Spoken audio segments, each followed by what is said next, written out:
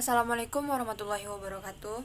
Perkenalkan, nama saya Farhani Indrawati, NIM 2008713, jurusan Pendidikan Kepelatihan Olahraga dari Universitas Negeri Padang.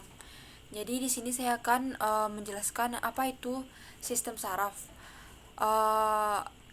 Di sini saya akan menjelaskan tentang sistem saraf.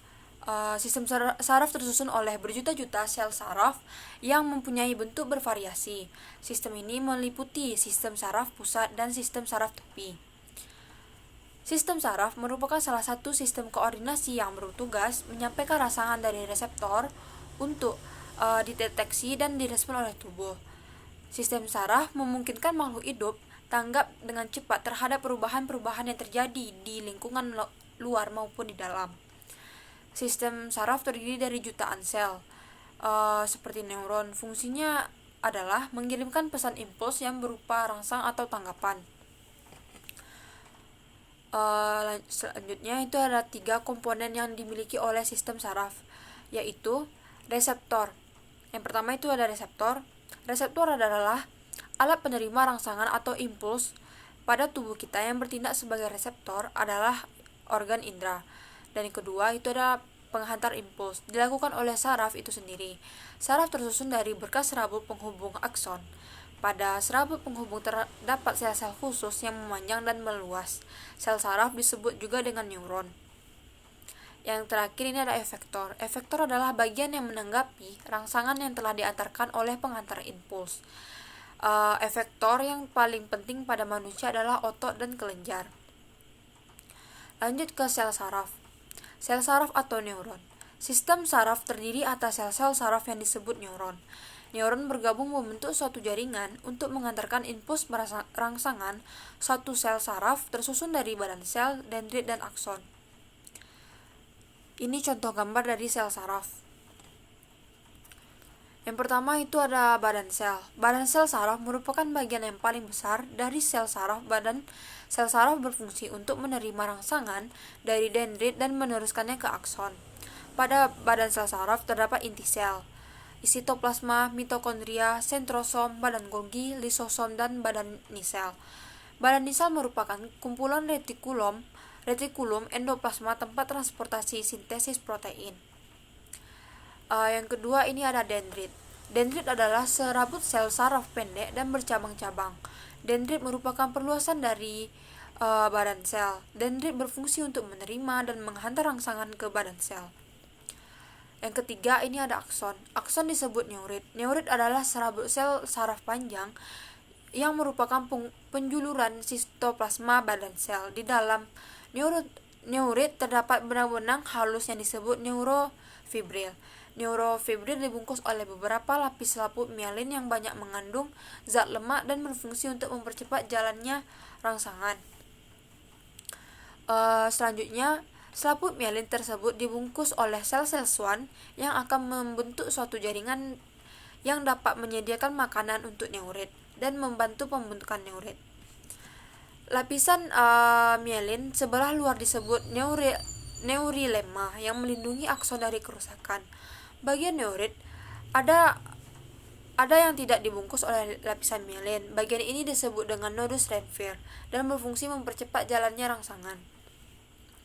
Selanjutnya, berdasarkan struktur dan fungsinya, sel saraf dapat dibagi menjadi 3. Yang pertama itu ada sel saraf sensori, yang kedua itu ada sel saraf motor, yang ketiga itu ada sel saraf intermediate.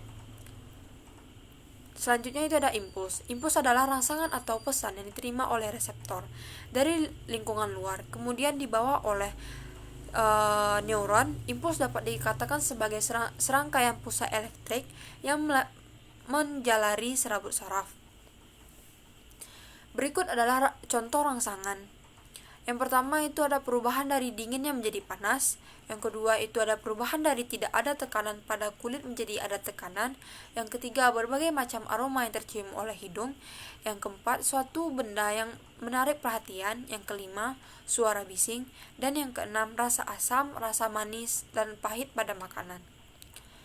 Impuls yang diterima oleh reseptor dan disampaikan ke efektor akan menyebabkan terjadinya gerakan atau perubahan pada efektor. Gerakan tersebut adalah yang pertama itu ada gerakan sadar, yang kedua itu ada gerakan refleks. Ini bagan gerak refleks.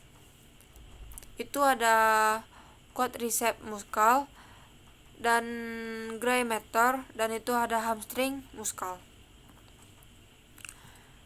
Selanjutnya ini adalah fungsi sistem saraf. Fungsi sistem saraf terbagi menjadi 3. Yang pertama itu ada untuk mengetahui kejadian atau perubahan yang terjadi di sekitar kita, dilakukan melalui alat indera.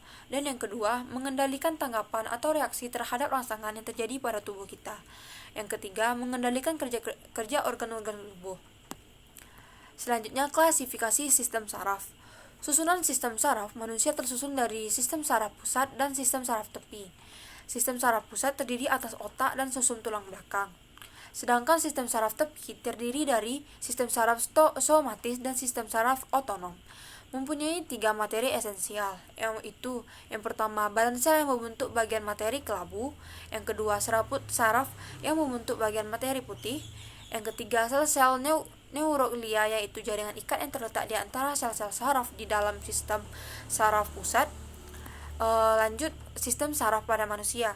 Sistem saraf pada manusia terdiri atas sistem saraf pusat sentral dan sistem saraf tepi periferi. Yang A, sistem saraf pusat. Sistem saraf pusat meliputi otak, ensefalon, dan sumsum tulang belakang medula spinalis. Keduanya merupakan organ yang sangat lunak dan fungsinya yang sangat penting, maka perlu perlindungan. Saraf pusat terdiri atas yang pertama itu ada otak, berfungsi sebagai pusat koordinasi dalam tubuh. Yang kedua, sumsum tulang belakang, berfungsi menghubungkan impuls dari sumsum tulang belakang dan ke otak, serta memberi alternatif jalan terpendek pada gerak refleks. Otak dibagi menjadi 5 bagian. Yang pertama itu ada otak besar, yaitu cerebrum, berfungsi sebagai pusat saraf utama karena mengatur sebagian besar kegiatan tubuh. Yang kedua itu otak tengah, mesencephalon, berfungsi penghubung antara cerebrum dan medula oblongata. Yang ketiga itu ada otak kecil, cerebellum, berfungsi mengatur gerakan otot dan keseimbangan tubuh, serta menghantarkan impuls dari otot-otot bagian kiri dan kanan tubuh. Lanjutan sumsum tulang lanjutan medula oblongata berfungsi menghantarkan impuls dari medula spinalis menuju ke otak, mengontrol kerjanya jantung, mengatur gerak refleks, dan mempengaruhi refleks fisiologi detak jantung, kecepatan bernafas, vasokonstriksi, pusat pernafasan, dan mengontrol kegiatan refleks. Lanjut dengan jembatan Farol berfungsi menghubungkan antara sisi kanan dan sisi otak kiri. Yang B, sistem saraf tepi perifer. Sistem saraf tepi perifer adalah saraf-saraf yang berada di luar sistem saraf pusat, otak, dan sumsum tulang belakang. Sistem saraf tepi perifer merupakan saraf yang menyebar pada seluruh bagian tubuh yang melayani organ-organ tubuh tertentu, seperti kulit, persendian otot, kelenjar saluran darah, dan lain-lain. Sistem saraf tepi terbagi 2 di antaranya. Yang pertama itu adalah saraf volunter somatik disadari, dan yang kedua itu sistem saraf involunter atau otonom tidak disadari. Saraf volunter atau somatik disadari dibedakan menjadi 2. Yang pertama saraf kepala kranial, dan yang kedua itu saraf tulang belakang spinal. Sistem saraf involunter atau otonom tidak dapat disadari dibagi menjadi 2. Yang pertama sistem saraf simpatik, dan yang kedua itu sistem saraf parasimpatik. Parasimpatik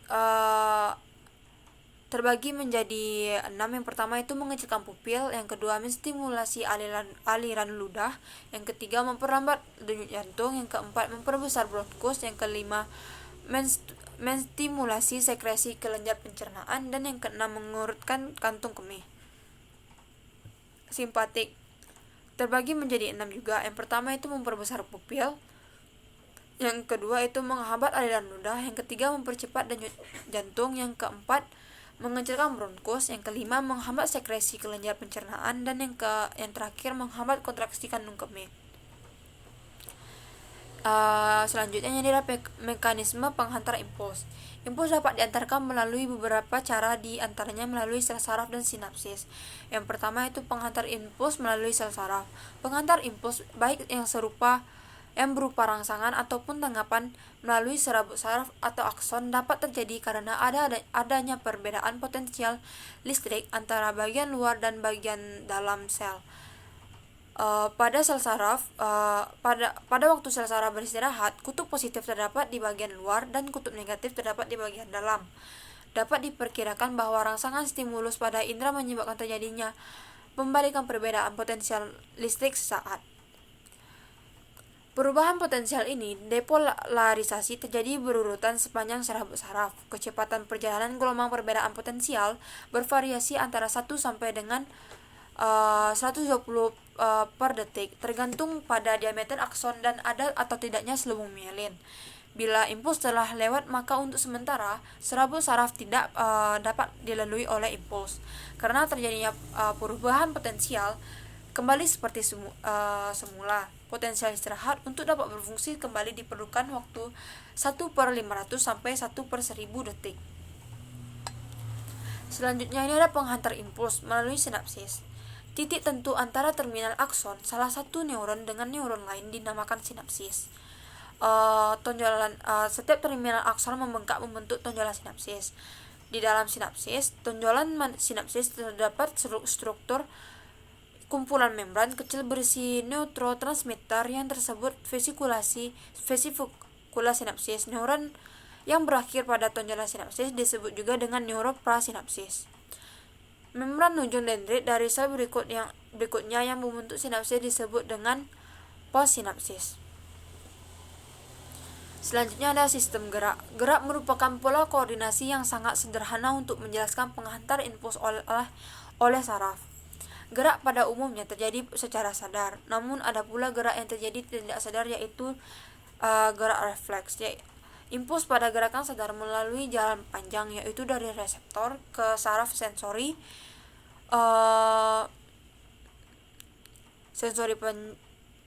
dibawa ke otak untuk selanjutnya diolah oleh otak. Kemudian hasil olahan oleh otak berupa tanggapan dibawa oleh saraf motor sebagai perintah yang harus dilaksanakan oleh efektor.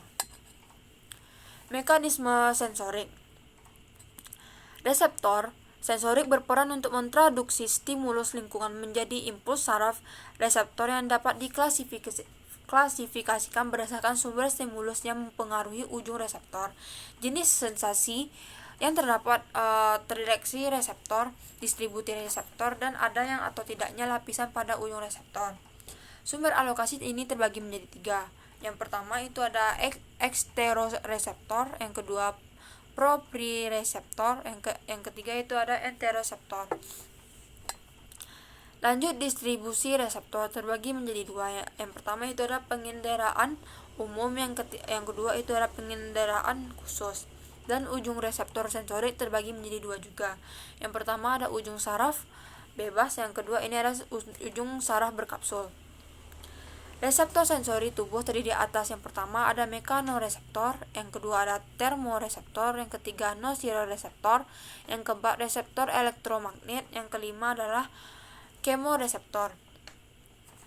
Jadi kesimpulannya, sistem saraf merupakan salah satu sistem koordinasi yang bertugas menyampaikan rangsangan dari reseptor untuk dideteksi dan direspon oleh tubuh. Sistem saraf terdiri dari jutaan sel neuron. Fungsi sel saraf adalah mengirimkan pesan impuls yang berupa rangsang atau tanggapan. Sistem saraf juga dibagi menjadi 2. Yang pertama ada sistem saraf pusat dan sistem saraf tepi atau perifer. Sistem saraf pusat terdiri dari otak dan sumsum tulang belakang. Sistem saraf tepi perifer terdiri dari sistem saraf sadar dan sistem saraf tidak sadar. Jadi sekian penjelasan dari saya. Wabillahi taufiq wal hidayah. Wassalamualaikum warahmatullahi wabarakatuh.